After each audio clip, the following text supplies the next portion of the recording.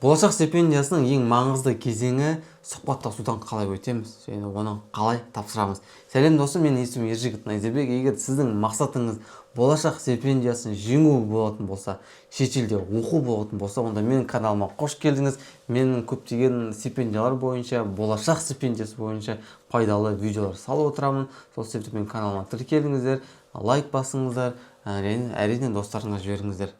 Бүгінгі видеоның жоспарына келетін болсақ, ең бірінші мен сіздерге сұхбаттасу туралы ақпарат беремін. Ол деп отқанымыз не, маңыздылығы қандай, сұхбаттасудың ережелері қалай болады, ол қалай өтеді, сұхбаттасу кезінде қандай сұрақтар қойылады, ол сұрақтарға қалай жауап беру керек, көп адамдардың жіберетін қателіктері және де сұхбаттасудан сәтті өтуге менің сіздерге топ 5 кеңесім болады. Сондықтан да осы пайдалы ақпараттарды алғыңыз келсе, видеоны соңына дейін еш нәрсені жібермей қарауға кеңес беремін. Достар, айтпақшы, осы жерде мен өзім каналыма тағы да жарнама жасайын. Егер сіз әлі де өжімел хатты жазбаған болатын болсаңыз, мен осы өжімел хат жазу бойынша видеом бар.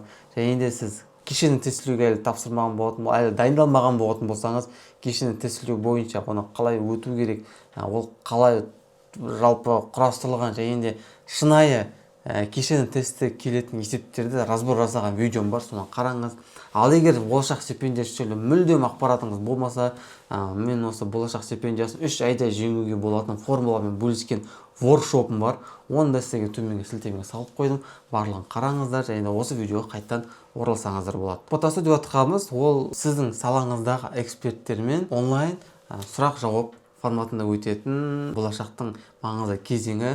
Бұл яғни сіздің әрі қарай үшінші этапқа өтесіз бе, өтпейсіз бе, немесе стипендияның жеңу-жеңбеу ықтималдылығыңызды шешетін маңызды этап болып табылады. Яғни осы күнге дейінгі сіздің таңдаған мамандығыңыз, сіздің университетіңіз бойынша және сіздің жазған өжімел хатыңыз бойынша сізге сұрақтар қойылатын болады. Бұл сұхбаттасу қалай өтеді? Бірінші, кешенді тесттен өткеннен кейін болашақтың платформасында сізге сұхбаттасуға жазылуға мүмкіндік ашылады. Қандай да бір жақын арада слоттар болатын болса, слоттардың біреуін таңдап, мысалы 11-ге, 12-ге деген секілді соны таңдайсыздар. Ол кешенді тестті тапсырғаннан кейін ол бірден болуы мүмкін, немесе бір аптадан кейін ашылуы мүмкін. Яғни ол адамдардың санына және эксперттердің бар жоқтығына байланысты белгілі болады. Сондықтан да сол жерде сіз таңдайсыз уақытын таңдағаннан кейін сол уақытқа сізге яғни зумға сілтеме жіберіледі. Сол зумға сілтемеге 1 сағат бұрын ерте қосуға кеңес беріледі. Сол зал ожидайында отырасыз. 11-де болатын болса, сағат 11-де кіресіз де, сосын сізге 5 эксперт, яғни ол эксперт деп отқанымыз, ол сіздің салаңыздың эксперті болуы мүмкін, немесе жалпы басқа да эксперттер болуы мүмкін. Яғни оның кім екендігін, қай жақта жұмыс істейтіндігі, аттары кім екенін сіз білмейсіз. Бұл толықтай анонимді. Сіз оларды білмейсіз, олар сізді білмейді. Сосын сіздің кейсіңіз бойынша, сіздің арман мақсаттарыңыз, сіздің мотивацияңыз және өжімел хатыңыз бойынша сізге сұрақтар қойылады. 30 минутқа созылады максимум, бірақ орта есеппен 15 минутта аяқталады. Әрбір экспертке регламент бойынша 5 минуттан беріледі. Сол 5 минутта сізге 3 түрлі сұрақтар қойылады. Яғни қазақ тілінде сұрақ қойса, қазақ тілінде жауап бересіз, орыс тілінде сұрақ қойса, орыс тілінде жауап бересіз, бірақ қазақ тілінде жауап берсеңіз сізге ешкім ештеңе дей алмайды. Өзім мысалымда солай болды. Мен негізі орыс тілді адам емеспін. Қазақ тілінде ойланам, маған осы тілде сөйлеген еркін. Сол себепті орысша қойған сұраққа мен қазақша жауап бердім. Оған ешкім ештеңе деген жоқ. Ағылшын тілін бірақ сұрақ қойылса, міндетті түрде ағылшын тілінде судай жауап беру керек. Сіздің ағылшын тілін игеру деңгейіңізді көрсететін жері осы. Сұхбаттасу кезінде сізге қойылатын сұрақтар ол әртүрлі болуы мүмкін, бірақ негізгі сұрақтар ол сіздің мақсатыңыз қандай, неліктен осы мамандықты таңдадыңыз, сіздің жұмыс тәжірибеңіз қандай, сіздің жетістіктеріңіз қандай, және де осы университетті неліктен таңдадыңыз, қандай сабақтары бар ма, мүмкіндіктері бар ма деген секілді солы.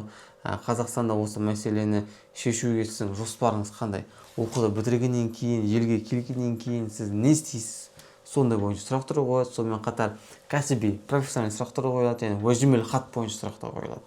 Барлығы енді нақты болжап білу қиын, бірақ негізгі жалпылау сұрақтар, яғни мен сіздің өжімел хатыңызды оқу немесе сіздің кейсіңізбен танысқаннан кейін барып қана сізге қойылуы мүмкін деген сұрақтарды жазып бере аламын. Ал оған дейін жалпылама сұрақтар міне осындай сұрақтар қойылады. Мысалы, маған қандай сұрақтар қойылды? Біріншіден, маған өзім мамандығым бойынша сұрақтар қойылды. яғни мен барған салам ол регенеративті медицина, ол медицинаның трансплантология деген бөлімнен шығады, яғни трансплантация бойынша сұрақтары қойылды, хирургиялық сұрақтары қойылды, сонымен қатар лабораториялық сұрақтар, мен жетістіктерім бойынша неліктен осы саланы таңдадым. Айтпақшы, тағы қойылатын сұрақ, неліктен осыны Қазақстанда оқымайсыз деген сұрақтар қойылады. Егер сіз айтишник болсаңыз, неліктен бұл саланы онлайн оқымайсыз деген сұрақтар қойылады. Оған барлығын сіз аргумент табу керексіз. Маған тағы да қойған сұрақтар ол провокациялық сұрақтар. Оны сіздерге де ертең қойылуы мүмкін. Бұл провокациялық сұрақтар, яғни сіздің әдейі ашуыңызға тиетін, сізді жындандыратын сұрақтар қойылуы мүмкін.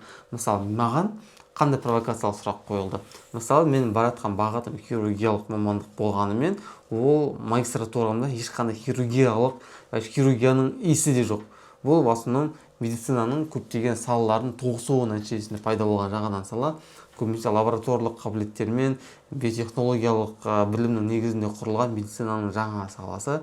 Ол кісі, ол хирург шығар, ол ойлады, мен трансплантацияға баратқандықта мен хирург болуым керек деп. Маған қойған сұрағы, енді ешқандай өзгертусіз айтайын, орысша сұрақ қойды. Считаете ли вы себя достойным учиться на хирурга, не являясь ВОПом?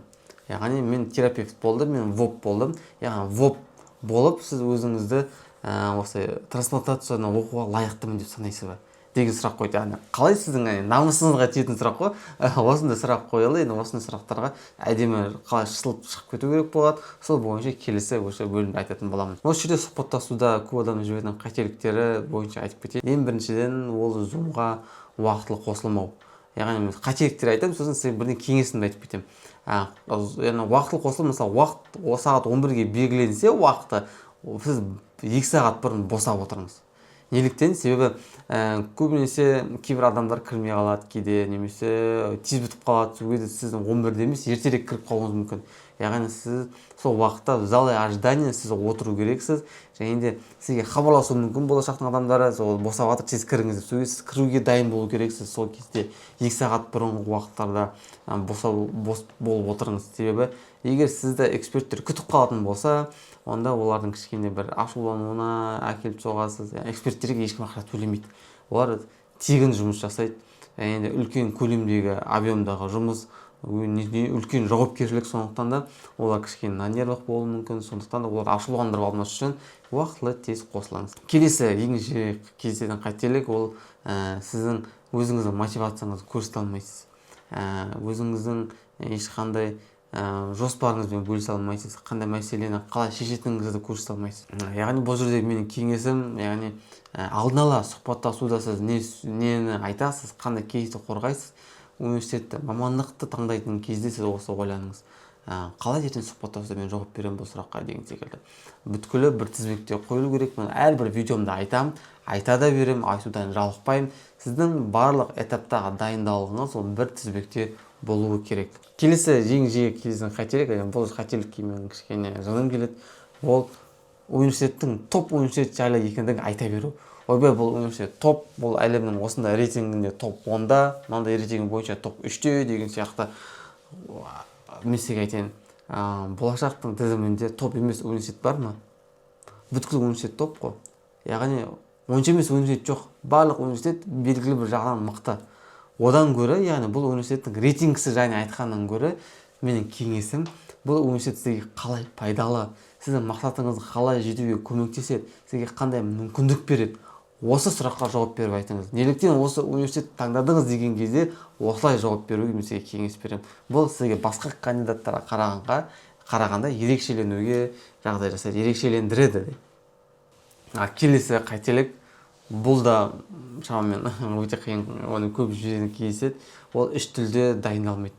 Үш тілде дайындалады, бірақ үш тілде сөйлеуге дайындалмайды. Мысалы, қараңызшы, ана стрессовый моментті сізге үш тілде провокациялық, қиын, кәсіби сұрақтар қойылып жатыр да, үш тілде қойылып жатыр. Сіздің миыңыз тілдер ауысып жатыр. Бір эксперт қазақша, бір эксперт ағылшынша, бір эксперт орысша. Сіз осы ойыңыз үш тілге өзгеріп жатқандықтан, енді сіз үш тілде ойланбайсыз ғой. Яғни сіз қазақша ойланатын болсаңыз, қазақшадан орысша аударасыз, немесе қазақшадан ағылшынша аударасыз. Қиын болады. Ойыңызды, яғни жеткізу қиын болып кетеді. Аузыңыз құрғақ болады. Яғни бір стакан су алып қойыңыз, айтпақ, су ішіп отырыңыз арасында. ойыңызды жеткізе алмай қаласыз. Яғни бұл дайындықтың кезінде сіз стрессовый моментке сіз алдын ала түсуге дайындалмасаңыз, үш тілде жауап беруге дайындалмасаңыз, тез қысқа уақыттың ішінде онда бұл сізге қиын болады. Осыда менің маңызды кеңесім, ойыңызды жеткізу үшін, сізді эксперттер түсіну үшін үш тілде бірден дайындалыңыз.